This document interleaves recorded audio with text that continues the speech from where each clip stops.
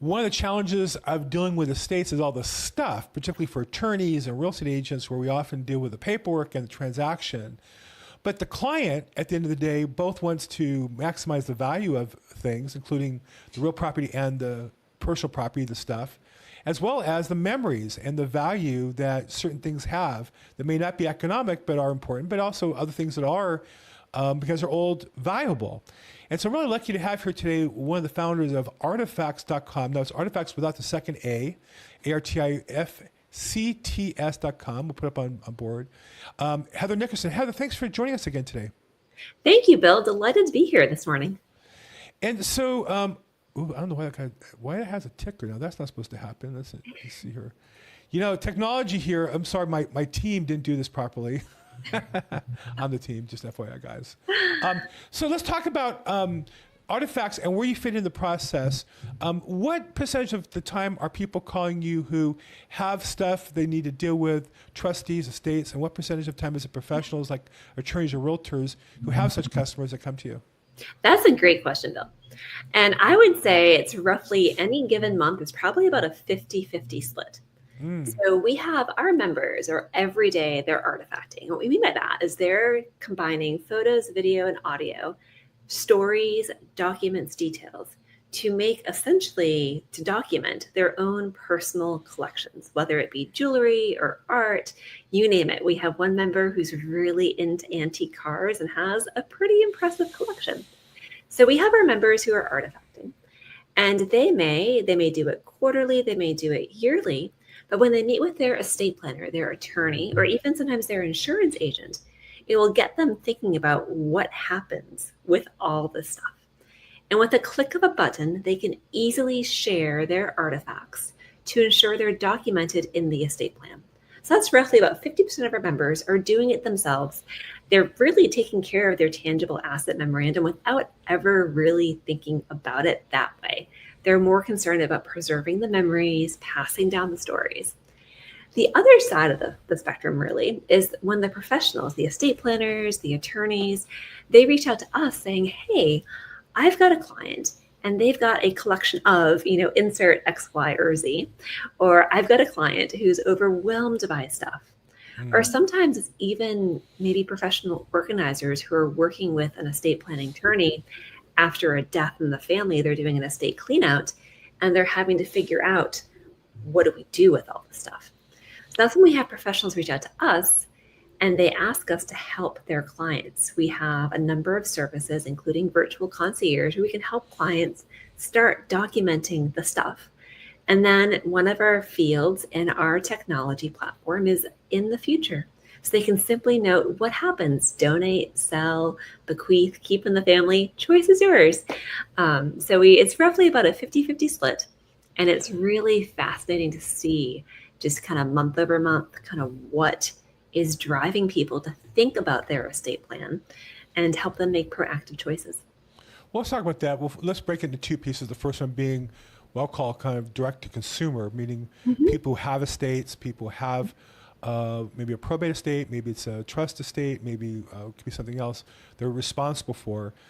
It's nice to think, almost people to think that I'm proactive, I plan ahead, everything's done ahead of time, but usually there's some sort of problem or challenge that causes us to actually take action. So what's the number one or two problems people have, consumer side, meaning direct users, reach out to Artifacts? What do you think the one or two main problems that they have that they're looking to Artifacts to help them solve? Yeah, that's another really great question. And I'm going to share, I think two. So one is, sadly, it's the reactive, not the proactive, right? And it's very similar to Oh, no way. They waited too long and now they have a problem. Exactly. They've waited too long. There is a crisis. Typically, it's a family crisis. And sadly, the crisis usually involves the death of a loved one. And typically, that loved one passed away. They may have an estate plan. They might have had a will, but they definitely had not filled out their tangible asset memorandum, which is exactly what happened to myself and my brothers when our mother passed. She had an estate plan, but on page 23, all tangible assets were divided equally among us as the next of kin. So when that happens, when a family is in that situation, they're trying to figure out, first and foremost, what is this stuff? Typically then, what did our loved one want to do with it? Does it have financial value? And or does it have heart value? Like, is there a sentimental piece here and a reason that it should be kept in the family? And this is where we hope that over time we'll have less people reaching out to us that way, and that reactive panic, like, oh my gosh, my loved one just passed and I inherited, 4,000 square feet of stuff. What do I do? The other side is when people are very proactive, and typically it's folks that are in the sandwich generation, right? Like that's my generation. We've got children at home and we've got, aging parents, grandparents, you name it. And you're dealing with a lot of stuff. But in this case, rather than being reactive, the folks are proactive and they're having those conversations, dear mom and dad, let's talk about what happens to all your stuff. Or even back it up a bit further. Dear mom and dad, do you have an estate plan? Which attorney are you working with for your estate plan? Have you considered your tangible assets? So there's a whole series of questions where on the proactive side, it's great when families have those conversations and they bring artifacts into the mix to help them document, as you noted at the very beginning, not just the memories, but also the value and then what happens next to all that stuff.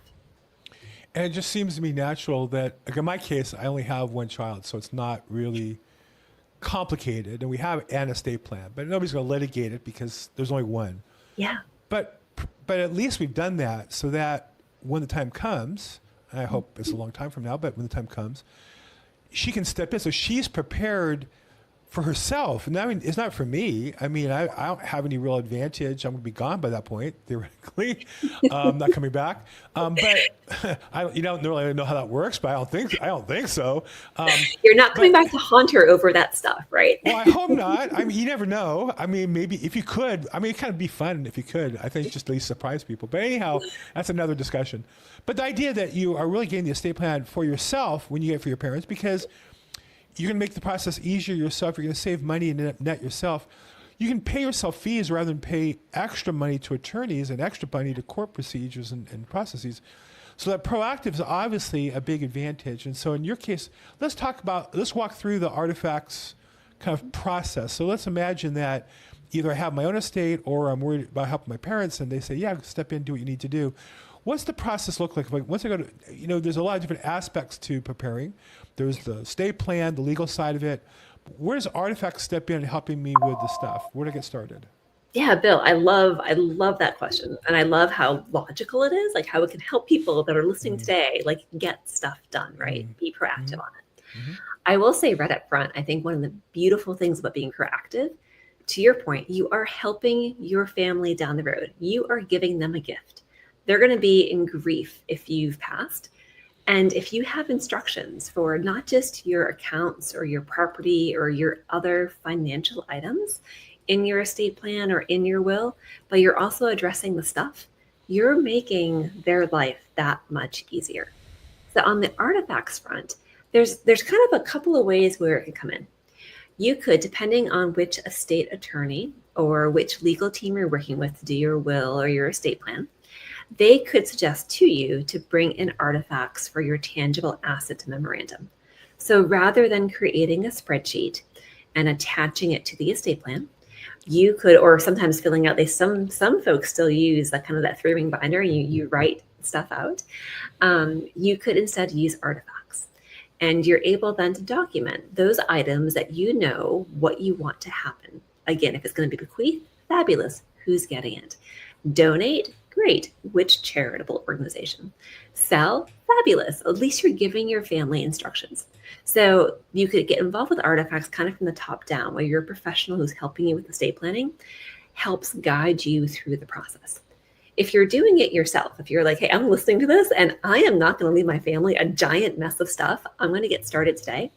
You can easily go to the Artifacts website or download the app, Artifcts, and you can, as easy as 1, 2, 3, 4, you can take a photo, you can add audio or video, you can then add details, a short story, my mother gave this to me, or an example, Bill, showing a wedding day brooch. It could be a much longer story about the family history and the memories and the historical context behind it. You can then Add a couple of details. Maybe if you're dealing with jewelry, you could potentially attach a receipt if you have it, or attach an appraisal, or maybe even certificate of authenticity. You can add such things as dimensions or weight, even details about where you purchased it if you know. Click save and you're done. You've now made an artifact.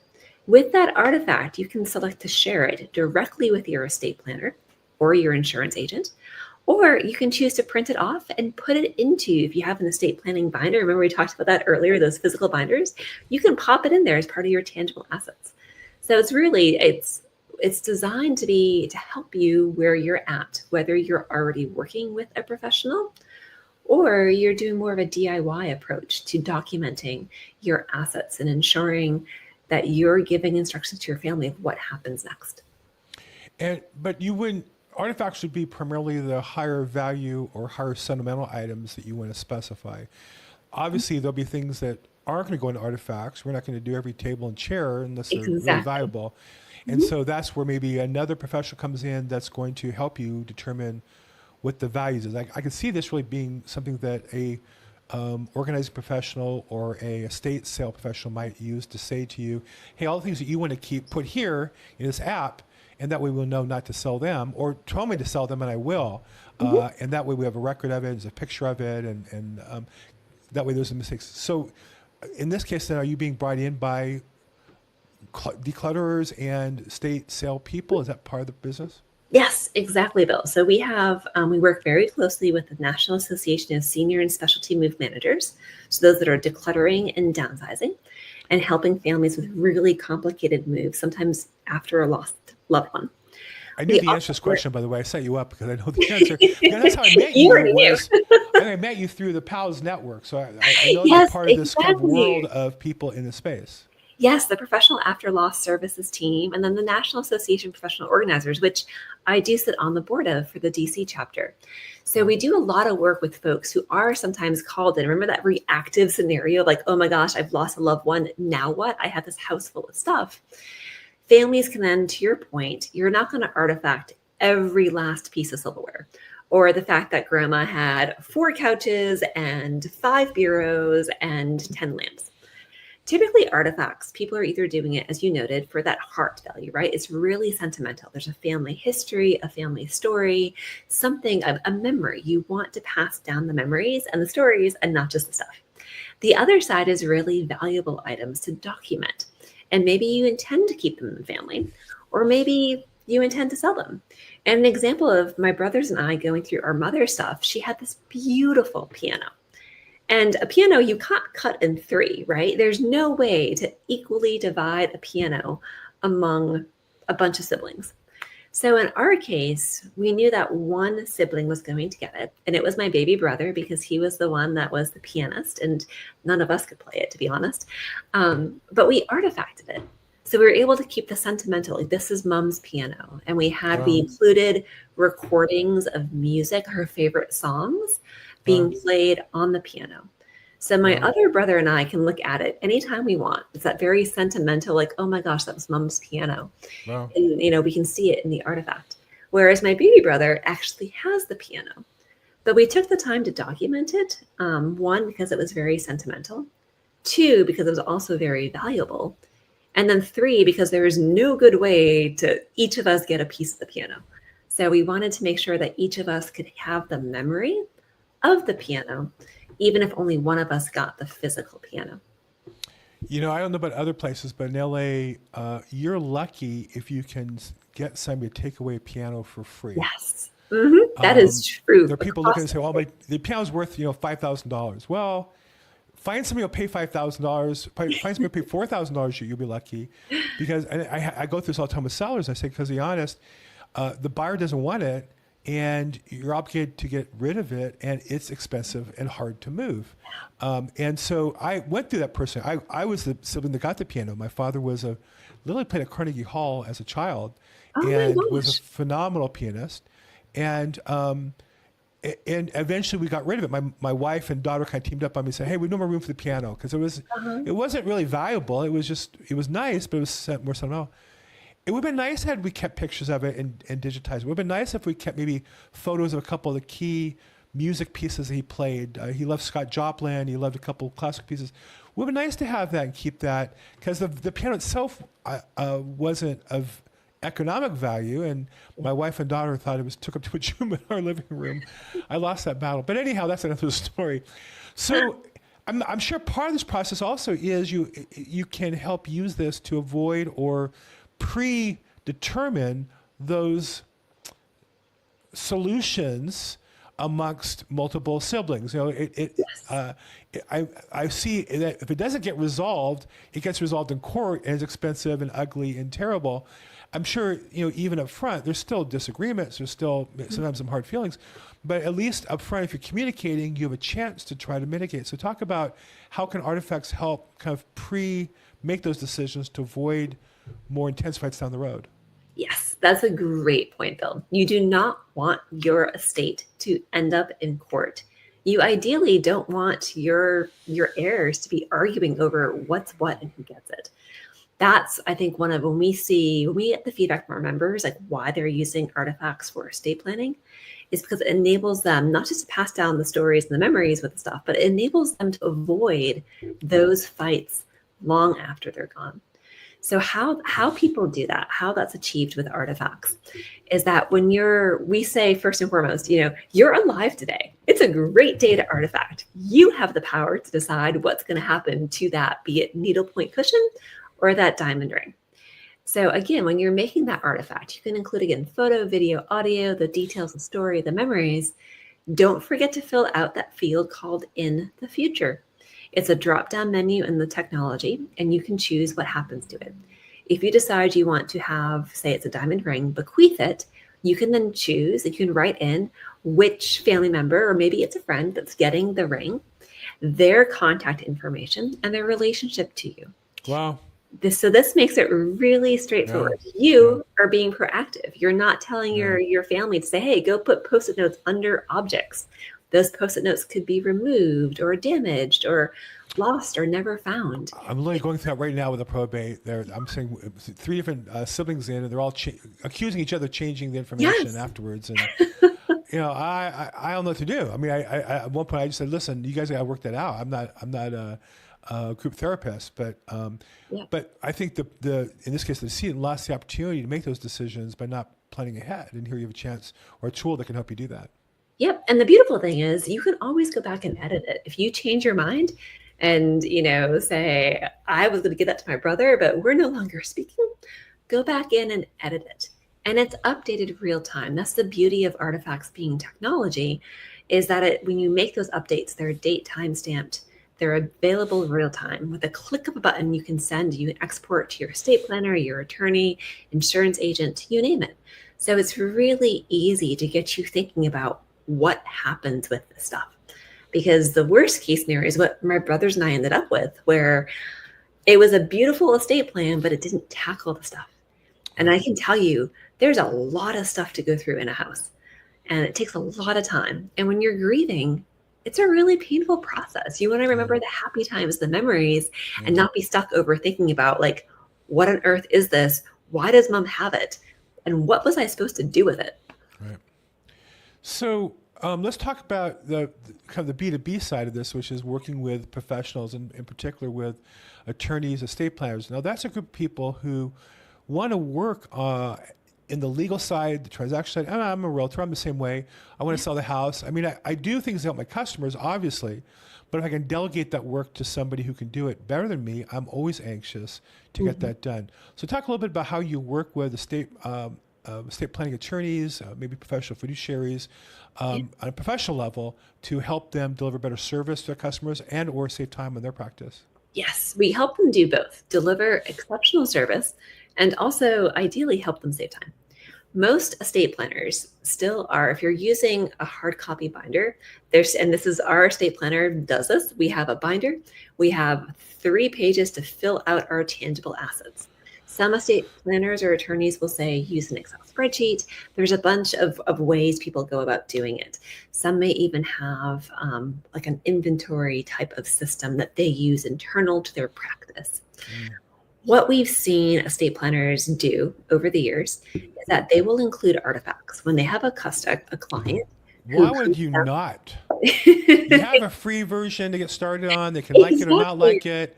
Yep. Why would you not? It's cheap enough where if you're charging three, $5, $10,000 for a estate plan, why wouldn't you just Yep. throw in a year of it as a value add to separate yourself from the other attorneys and say, here's a piece of paper at the back of the binder. Go ahead and fill it out. Like who wants? To, Yeah. that's so That's exactly what 1984. they do. They include a year of it. They say, all right, you have homework for the next year. Go artifact all the Right. items you want to pass down to your family. And ideally that are either sentimental or financially valuable. And then the beautiful thing is with artifacts, if you are just using it for estate planning purposes, you can at the end of the year download your entire collection, share with your estate attorney. You can share with a QR code, with a link. You can actually print off the entire collection and give them the hard copies, however you want to. But you don't have to keep doing it every single year.